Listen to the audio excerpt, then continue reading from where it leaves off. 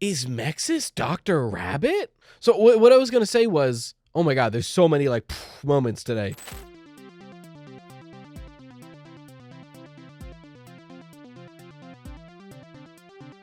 Ladies, gentlemen, and those with the good sense to do away with the whole notion, I welcome you to the premier audio medium for all your Fazbear entertainment needs.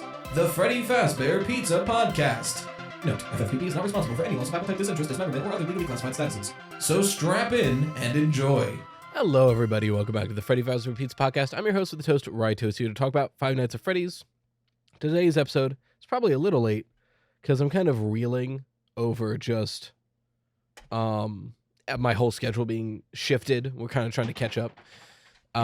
It's really funny that December was supposed to be the big work month to get everything ready for new releases in January. And wouldn't you know it, the opposite happened because December and January were incredibly bad or incredibly busy, oscillating.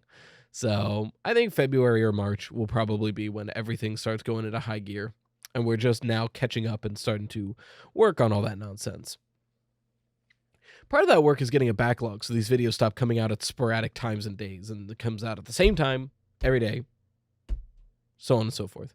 But yeah, we're here to talk about Five Nights at Freddy's. I assume we'll just continue on the timeline. I want to get guests on this podcast, but I've been recording them so sporadically, it's been impossible. Like, I'm recording this one at 12:39 p.m. Tuesday, and if I'm lucky and I do my shit correctly, it's going to go up at 2 p.m. Tuesday. So, like, it's just a whole thing. Last time we did Gregory, and that might be this week's full video. I'm not sure. What, Mark? You can't be on my lap. I'm writing today, buddy. He is so annoying, I'll tell you what. I love him, but he constantly, when I'm trying to do work, will bat my arm for attention, but he'll do it in a way where he'll hook one claw in, so I can't lean towards him at all. He just wants the attention. I know, you're very sweet. I guess we do Vanessa. I didn't want to do Vanessa last week because I didn't want to spoil Remnant Plex, the She's Always Nervous theory that I covered. But I guess it's time. Now that that's done, we can do Vanessa. Vanessa's backstory is interesting. A lot of people, like some people think she is in Afton from what we hear about her in therapy. Frankly, I think it's more likely that her backstory is just really fucked, which made her vulnerable to target. And so it's not that she is in Afton, but her background just sucks.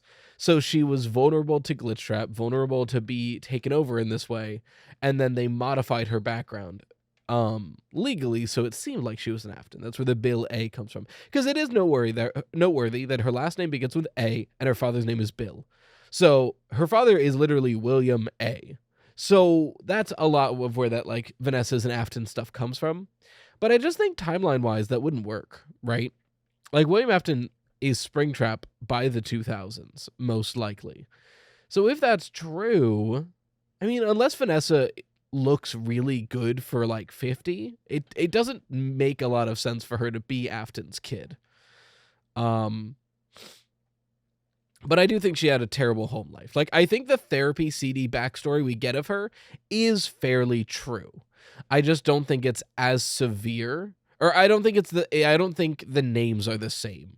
And I think it maybe have been heightened because of Glitch Trap's influence. But terrible childhood. And we know she doesn't like dark and enclosed indoor spaces. I think that's from the mental blockade she got from Help Wanted, because she's literally locked in a metal box, essentially. I don't think that's from like childhood trauma.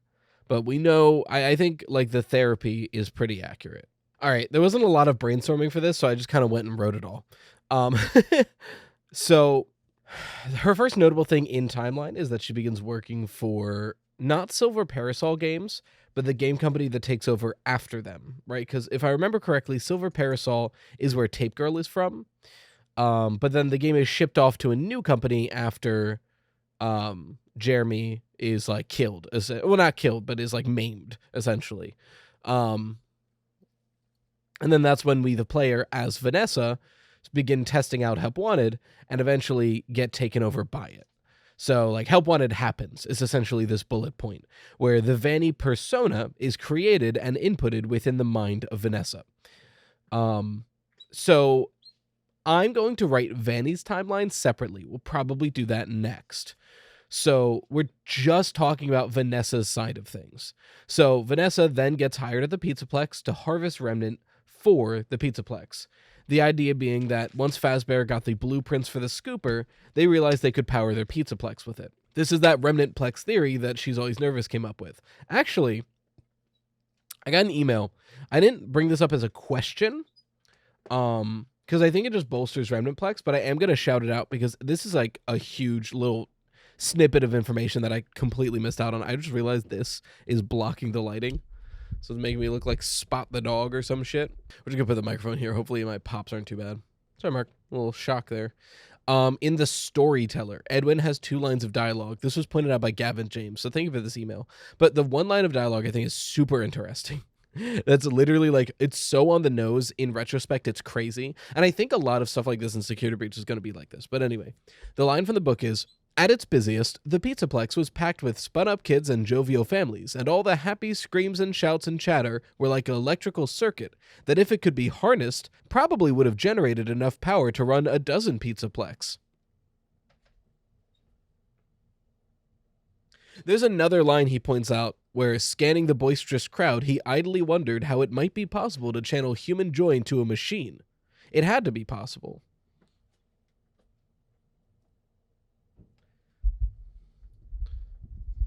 This is what I mean by, I don't think we were supposed to solve Security Breach yet. I think as the games come out and as like more information comes out, there will be moments like this a lot moving forward. Where if we find out a theory and we think it's pretty good, and we look back at Security Breach, we look back at Tales of the Pizzaplex, there's going to be shit like this, which in retrospect is so on the nose, it's crazy, but we didn't have the context for it. I truly think Remnant Plex is true. The idea that the reason the scooper exists is because Fazbear or someone involved with Fazbear is powering the Pizzaplex itself with Remnant. And it's one of those things where I think the big reveal of that is going to be a couple games from now if we get one. And then we're going to look back and go, is that true? And things like the scooper, things like the screams you hear in AR, and lines like in the storyteller, all the happy screams and shouts and chatter were like an electrical circuit that, if it could have been harnessed, probably would have generated enough power to run a dozen Pizzaplexes. Literally, the book's screaming at you, hey, if we did this, it would work. That's insane. That's such a good catch, Gavin. You had a question to it that was more, but honestly, I just think that benefits Remnant Plex more than anything. Because at the end of the day, the way spirits are handled in FNAF, spirit is a loose term that means a lot of things. It's almost as if spiritual energy is more so the energy of emotion and memory rather than actual ghosts. So when it says stuff like, I think that's what it's leaning into, is the idea that Remnant is just like joyful memories being harnessed. Anyway, I do truly believe that Vanessa was hired because they knew she was involved with the company and she was obsessed with Help Wanted, so she's probably easy to manipulate. And they hire her as the head security guard, fire the rest of the human staff, so she can harvest Remnant to power the Pizzaplex. Unbeknownst to them, the reason she's obsessed is because Vanny is inside her mind. So while she's there and while Vanessa is harvesting this remnant, Vanny is able to skim off the top, redirect some of that remnant, and do the experiments glitch traps want. Now, we'll go more into that on Vanny's timeline, but that's just that is one of the more important Vanny things to leave in the Vanessa timeline. But it's kind of just this for a while, right? Like Security Breach happens here. And then we have Gregory beats Princess Quest. I do still think the canon endings to Security Breach is the good Vanny ending, where Gregory rushes to the Vanny den, has already played Princess Quest 1 and 2 throughout the night, and plays Princess Quest 3, beats it, which removes the Vanny persona from Vanessa. It doesn't destroy the Vanny persona, but it frees Vanessa of Vanny's influence.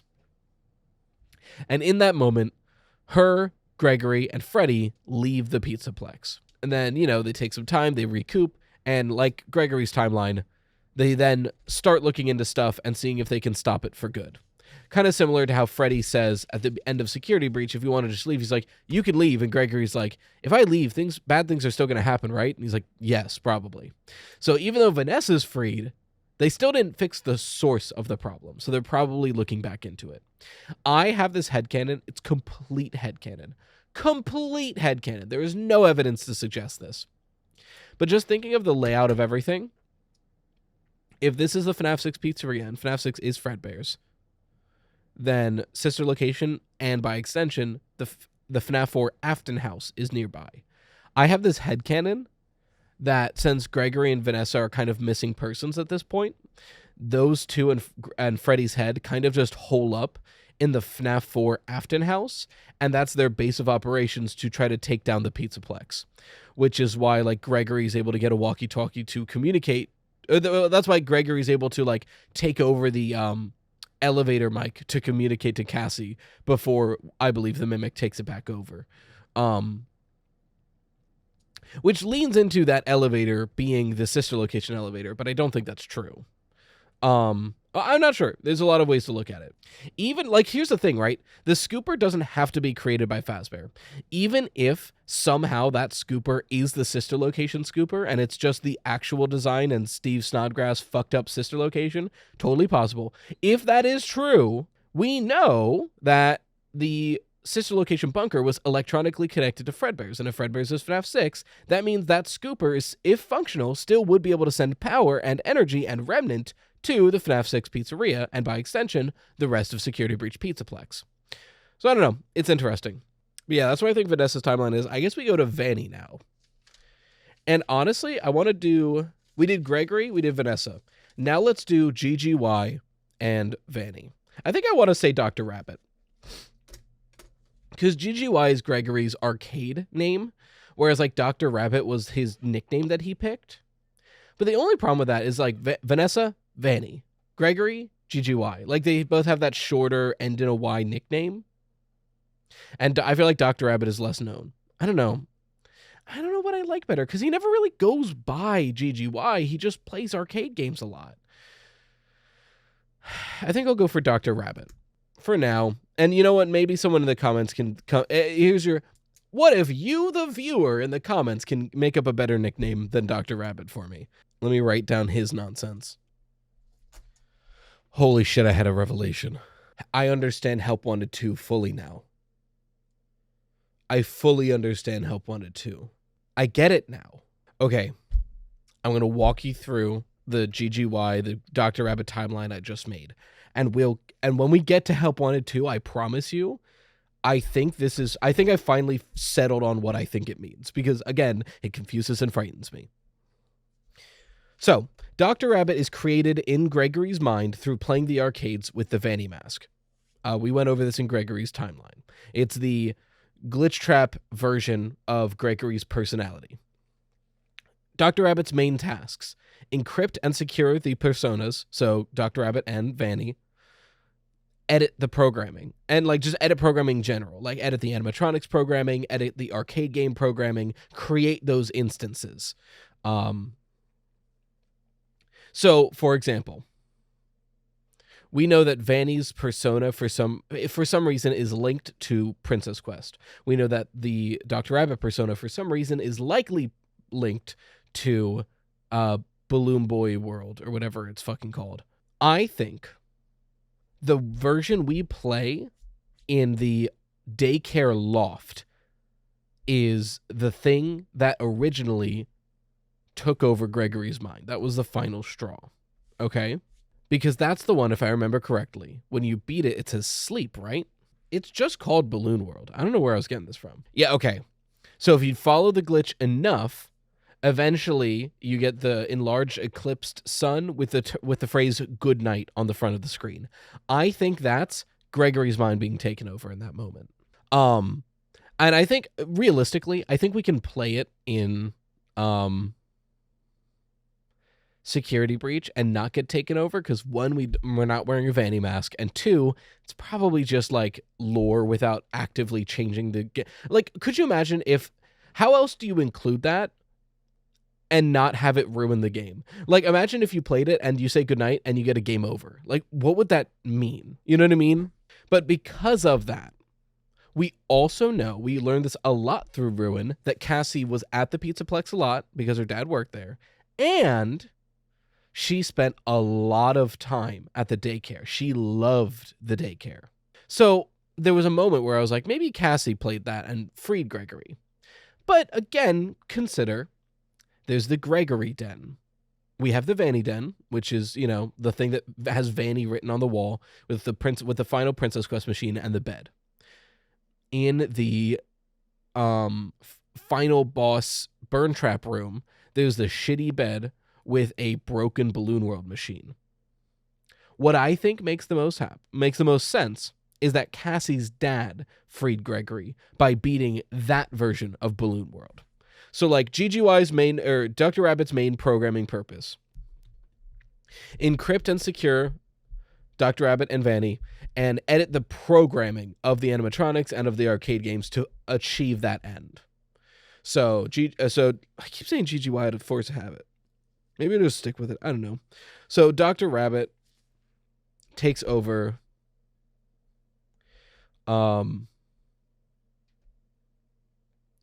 Dr. Rabbit first edits the programming of Glamrock Freddy to protect Gregory at all costs to make this easier, and then begins working on the arcade machines. But suddenly, Dr. Rabbit is ripped out of Gregory. It's like, what the hell? So goes through the systems. It's like, this shouldn't have happened. This shouldn't have happened. Finds that Cassie's dad, who's been getting a little too close to things, had played and beaten Balloon World, the arcade machine that he specifically put down there so no one would mess with the program. But it's too late. Now, here's where I figured out Help Wanted 2. Because by the start of Help Wanted 2, we're already in the FNAF 6 pizzeria. I think Help Wanted 2's inciting incident was Cassie's dad beating Balloon World, which is a little tricky for the timeline, okay? Because we know that once Balloon World gets beaten, I say we don't know any of this shit. This is all speculation. But I'm pretty sure that once Balloon World gets beaten, Gregory snaps back to while inside of Freddy. Freddy gets the command to go find Gregory, but it conflicts with his programming that Dr. Rabbit gave him, crashes, security breach starts, right? And there are mini games that we play in Help Wanted 2 that can't really happen after security breach has started. Unless the mask is showing us things that we're doing that aren't currently active, or the mask is showing us things we've done in the past. So I think that might be the way we get around that, but I'm not fully certain. Regardless, I think Help Wanted 2 begins when Cassie's dad beats Balloon World, because suddenly Dr. Rabbit is ripped out of Gregory and needs to find a new host. So he goes down and check out what's wrong, finds Cassie's dad. So Dr. Rabbit takes on the Helpy persona that we see in Help Wanted 2. And I talked about this recently. I don't remember if it was a question that I'll have to double check. But we talked about this recently on the podcast, I believe, where there's the Candy Cadet story of a little boy tricking someone who escaped the witch to fall right into its trap.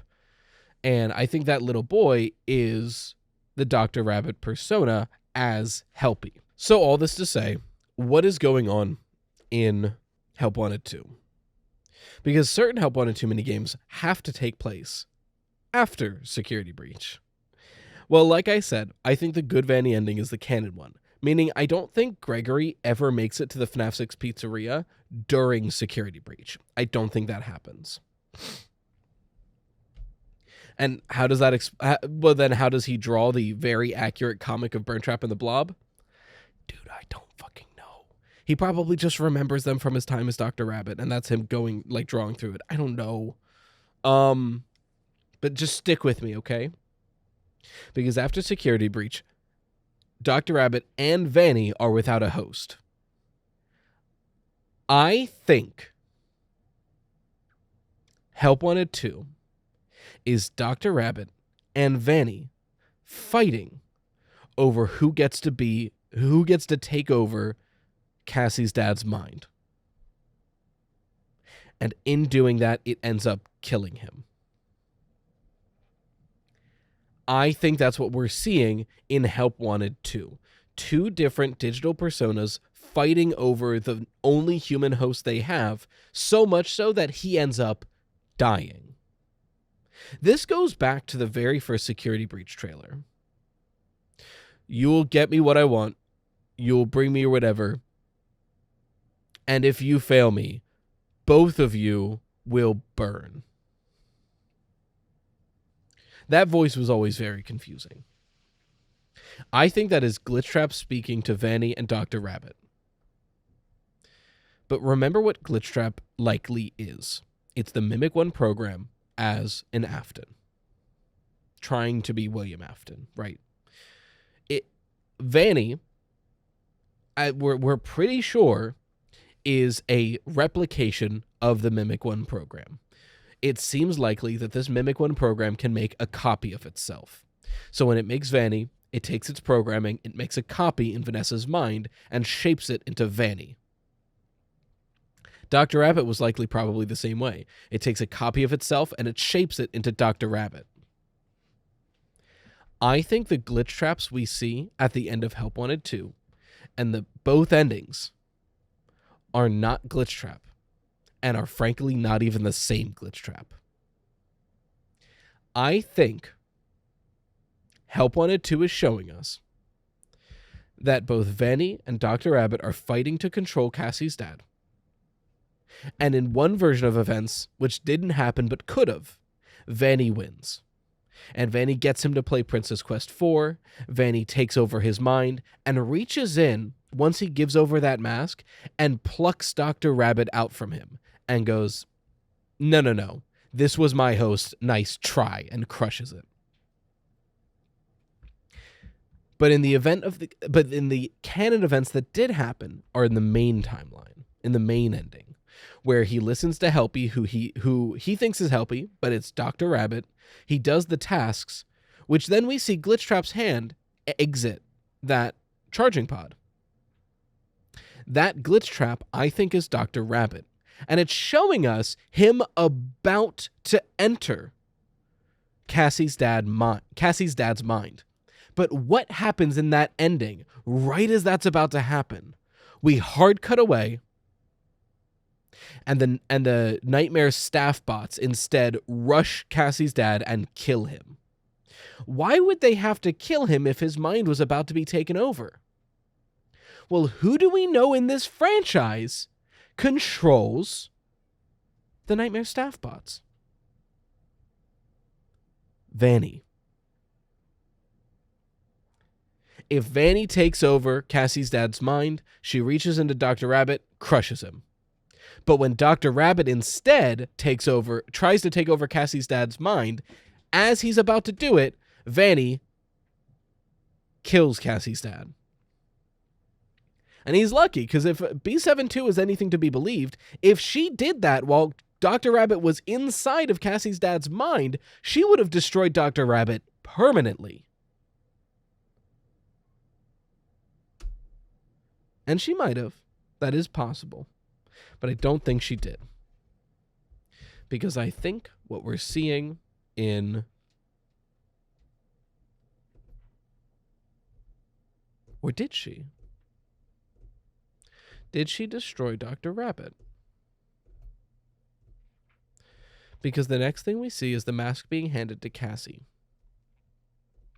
And I was about to go on this whole tangent about how Helpy is Dr. Rabbit in Ruin. And the Mimic is Vanny. And she has taken over Glitchtrap's role because she was, like the whole crushing thing. But I'm not so sure.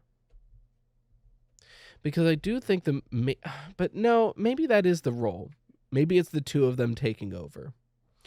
Because Glitchtrap, I keep going back to that FNAF interview where J-Top from Steel Wool, where John was like, so is that the end of Glitchtrap? And J-Top was, squish, bye-bye.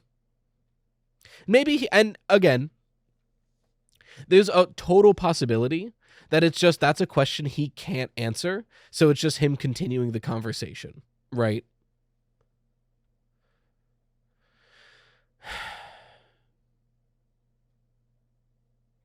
A glitch trap was killed. Dr. Rabbit, in that scene.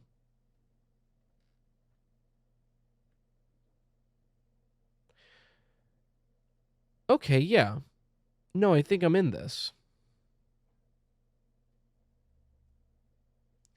I think the glitch trap has settled into the Mimic, and Vanny has resettled back into the Vanny mask.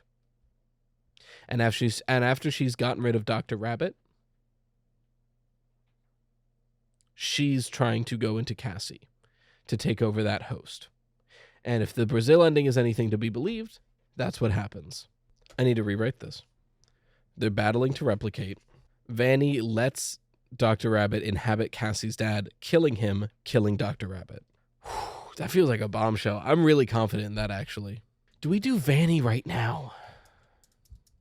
Yeah, let's do Vanny. Let's do it. Vanny. Actually, huge interruption.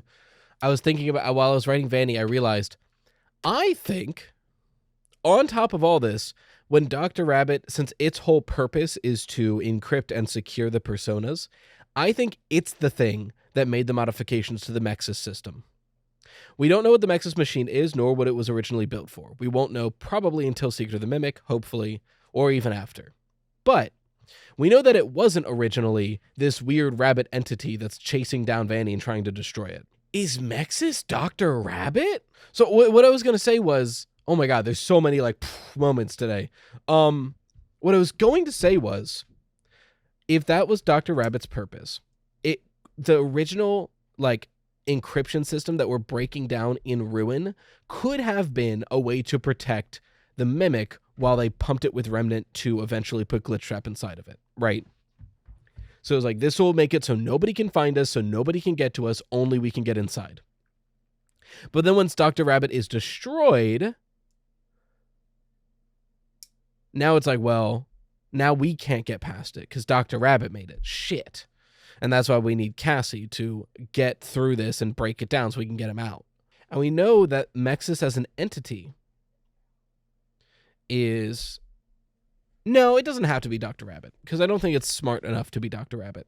I think it literally is just a physical, a digital embodiment of the program of somebody's trying to fuck with our shit. Wee woo, wee woo, wee woo, wee woo. Get him in, intruder alert. Get us a staff bot quickly. So I don't think Mexus has to be smart to do that. I think that's a very rudimentary program, realistically. It just looks spooky.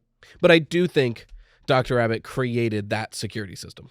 All right, so the Vanny timeline.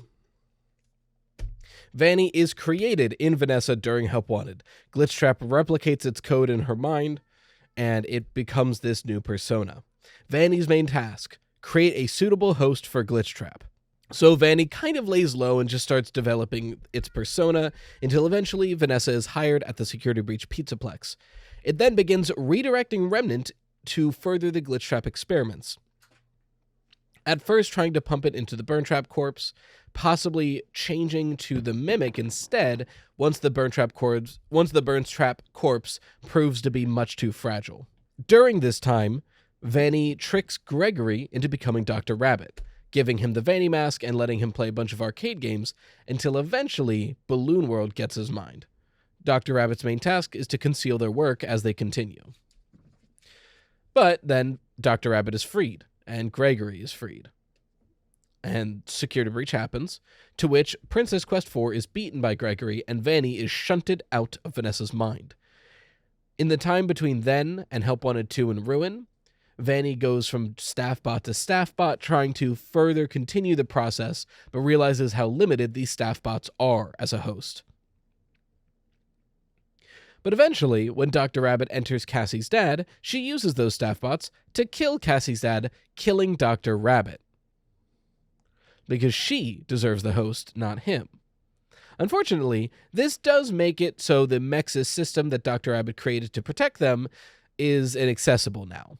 So Vanny bides her time until Cassie is lured at the Pizzaplex, to which she enters the Vanny mask and begins to slowly creep into Cassie's mind, all the while using the same tricks Dr. Rabbit did, being Helpy to trick her to doing something, aka disabling the Mexis unit. I think what makes the most sense here is the Brazil ending as canon of Rowan. And essentially, Vanny was using Cassie to unlock the Mexis, to disable the Mexis system and unlock the Mimic, but Vanny knows how dangerous this is, and Vanny knows that if your host dies while you're in it, you go away forever, because she just did it to Dr. Rabbit. So what I think is happening here is the reason Vanny takes the whole game to enter Cassie's mind is it's more of a matter of, let me trick Cassie and manipulate her to doing this dangerous stuff for me, so if she dies, I'm okay. And then once all the stuff is done, all right, time to enter Cassie's mind and take over this host. And so, by the end of Ruin, we have Glitchtrap inside of the Mimic and Vanny inside of Cassie. I think that makes a lot of sense. And I think that's probably where we'll move on to questions. If I did my math correctly, we're at like 36 minutes-ish, so we'll do some questions. And just a brief aside, I am still partnered with Gamersupps, as always. Code RITOS for 10% off. I'm sure y'all have noticed, but I've been having a lot of fun with the ads for Gamersupps. The nice thing is they don't have any requirements. It's more of a, well, you get paid off commission, so do whatever you want for the ads. So I took that as a challenge to make them as unhinged as possible, and they're only going to get worse with time. If you want your questions answered on the podcast, feel free to send them into Freddy Fazbear Pizza Podcast at gmail.com. That's in the description to copy and paste because it's a pain to type out. Our first question comes from, that's a long question. We'll do it. Our first question comes from Rowan, him. I don't think I've ever seen a FNAF theory solely dedicated to HandUnit / tutorial unit / DreadUnit / the announcer from Security Breach. So I'm curious what your thoughts about him / it are. We know that it was a part of the company since at least as early as Sister Location, and that it kind of functions as the public voice of the company until as late as Security Breach. It may also be worth noting that it appears in locations run by both Henry and William, namely Circus Babies and the FNAF 6 location, and its voice is still used after Fazbear's dissolved and reinstated. So what's the deal? Why does it appear so frequently? Is it a speech synthesis or virtual assistant based on voice recordings of a real person in the 70s or 80s? Or is it an AI made from scratch? Is it the Mimic? Are all of these questions pointless because it doesn't play an important enough role in the story? Even if it doesn't have much lore importance, I still find it strange that no theorist I'm aware of has covered the subject, given it has been a part of the franchise since 2016. Thought you might also find it interesting to consider. So you raise great points. And honestly, the last question is also important to bring up as well. The idea that this might be a moment where it's just a fun piece of branding that we're looking too much into. But let's look too much into it for a bit. I do want to mention, I can think of at least one major theory about HandUnit, not specifically HandUnit as a voice, but relating it to the Mimic. And that was FNAF's Sister Location Mimic adjacent video, where he brings up that in Sister Location, we take the chip out of Circus Baby's take this chip with you and insert it into your HandUnit or whatever. And we take that small green chip out of Circus Baby and put it into HandUnit. And she's like, that is me. You can take me with you like that. It's never explained. It's a very strange thing we do. And he points out that the Mimic One program might be on that. It's been a while since I've watched the theory. Go watch it. It's very good. And then we were all blown away where after that happened, in Help Wanted 2, one of the things you can do when repairing Helpy is replace his brain. And wouldn't you know it, but on that brain is that same green chip. So it's like, what? So that's in a way linking HandUnit, but HandUnit already, the voice of HandUnit already exists before the chip is inserted into the machine. I think the idea that the voice of the Mimic is HandUnit's voice is very funny. I think that legitimately might be the only way we explain why HandUnit's voice is so prevalent throughout the series. That the Mimic finally gets a voice and its synthesized voice is just the "Welcome to Freddy Fazbear's" voice, which is very funny. But other than that, I really couldn't think of another way to explain it other than it's just fun branding and we're not supposed to look into it. Regardless, it's a good thing to bring up, and thank you for your question. Our next one comes from Caroline, she, her. With the new theory suggesting the crying child's name is Dave and a Help Wanted 2 update featuring Tiger Rock plushie from Tales games that David carries, it seems like there's a strong connection between the name Dave/David. Given these ties, I wonder if you think Edwin could be more of an Afton parallel than a Henry. If Edwin as a character is meant to just be a parallel, an Afton parallel does make a lot of sense, right? Like a guy whose wife is dead. We don't know anything about Mrs. Afton, but that might be why. Who's absorbed in his work and does not do a good job taking after his kids. One of which, whose name is Dave, carries a plushie around with them all the time. Like, that is a really good parallel, to be fair. But I don't know if it's purposeful or not. This is one of those parallels where it's like, is it trying to say something, or is it just a matter of these characters are similar because we are telling similar stories? That's something we always have to ask, and I really don't know what the answer for that would be. I think I would say the parallels fall apart, especially with the parallels tend to fall apart after the Mimic story itself, right? Like in the Storyteller, Edwin is nowhere near William parallel. We don't really know what Edwin does between the Mimic and the Storyteller, but he really is not at all a William parallel. In effect, in the Storyteller, at least on the business side of things, Edwin is more so a Henry parallel, and Dr. Burroughs is a William parallel, in a way. Not really Dr. Burroughs, because he's more focused on money, where William is focused on, like, immortality, but it's a whole thing. But within the story, the Mimic itself, I do totally see the William parallel, but I think it falls apart on Edwin's character after that story. But it's an interesting point to bring up. David being a crying child parallel might be better in general. But thank you for your question. Our next one comes from Holy Milk, any all. Do you think there's a connection between Helpy being on the save stations in Security Breach and the Mimic mimicking, if you will, Gregory in Ruin? My thought process is Helpy in Ruin is obviously influenced by the Mimic to steer Cassie to deactivate Mexis, causing a security breach and letting the Mimic escape. The only time in Security Breach we see Helpy that I remember is at the save stations. The Mimic could be using data from whatever the save stations are in universe. Or if Gregory does have a chip like Cassie, the save stations could be the only in AR, the augmented reality. Maybe using them as fast points in the AR to get data from his chip. Yeah, no, it's an interesting point. I hadn't considered the save stations being in universe. But what we have to consider is the Fazwatch, not even just the chip, but consider the Fazwatch. If it's a smartwatch that the Pizzaplex distributes, the save stations immediately have an in-universe explanation. There are several theme parks, Nintendo World being a prime example, where you get a wristband with something that tags here that you can go up and interact with. So I wouldn't doubt if, like, in-universe, the save stations aren't literally giving you a respawn point, but rather, you're at the Pizzaplex, you're playing games, you're playing arcade games, you're using your watch on all of these, and then you go to a save station where you can link up your Fazwatch, and it backs up all of the stuff you did that day, so you can look at all the fun stuff you did. That totally makes sense, and would be a great hub for the Mimic. I don't know if it's specifically, like, I like the link you made with Helpy there, but I think it's just a link where all these users are uploading what they've done to the system, to the Mimic, adding data for it to collect. That makes so much sense. I've never thought of it before. I love that. Great suggestion. I had no notes. And finally, I have a question from Katie, she, her. What if all the toys... so this is Poppy Playtime. Which I'm super excited for.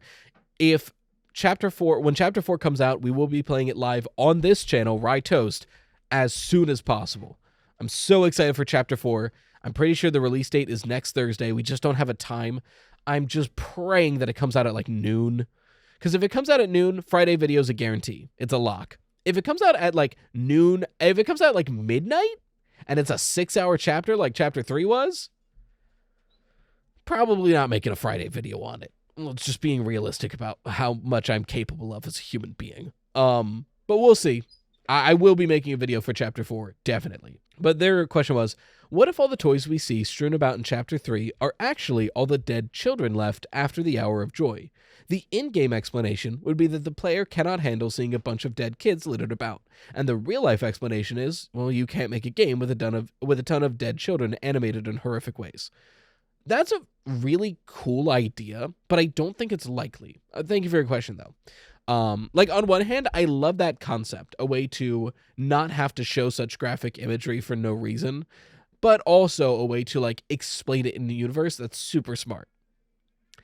The game already kind of explains why that isn't the case, though, because it seems as though after the Hour of Joy, these toys needed to feed. They've been down here, and they've been eating all the people they killed. And then, eventually, they ran out of people, and they started attacking and eating each other. And that kind of seems to be a more, direct connection as to why there are dead toys all over the place. Because all the people that were killed were eaten, and now that they're out, now it's, we have to eat toys now, we gotta eat something. So I think that makes more sense, but I do like your explanation. Another wrinkle in it is we actually don't know the location of a lot of the children. Specifically because of Miss Delight, where we have that one tape where Miss Delight is kind of crazy in a way that's kind of, but we're not going to talk about that. But she's talking to Barb, her weapon, where she's like, I can't find the children anywhere. And she's talking to Catnap, I presume. Or she's talking to the prototype or Dr. Sawyer. I don't remember if it's specified who, but she's talking to someone who's talking back to her through the closed door. Because she's locked in the school. She's not allowed to leave. And she's basically like, are the children safe?